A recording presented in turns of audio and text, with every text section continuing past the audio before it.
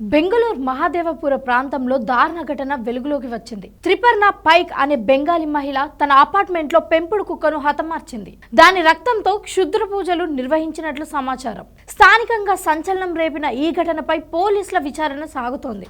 త్రిపర్ణ పైక్ 4 రోజుల కిందట తన అపార్ట్మెంట్ లో క్షుద్ర పూజలు చేసినట్లు పోలీసులు తెలిపారు. ఇందుకు తను పెంచుకున్న ఒక లాబ్రేటర్ కుక్క గొంతు కోసి దాని శరీరాన్ని గుడ్డతో చుట్టి శ్రీ యంత్ర రేఖ చిత్రంలో పూజలు నిర్వహించినట్లు పోలీసులు గుర్తించారు.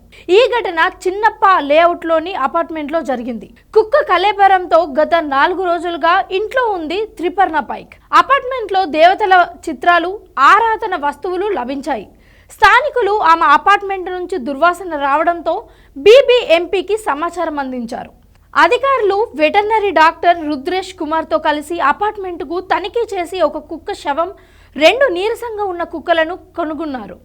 2 కుక్కలను బీబీఎంపీ ఆసుపత్రిలో చికిత్స అందిస్తున్నారు.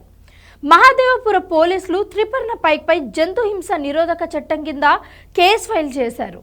ఆమె తాంత్రిక పూజలు ఎందుకు నిర్వహించిందనే కోణంలో దర్యాప్తు జరుగుతోంది.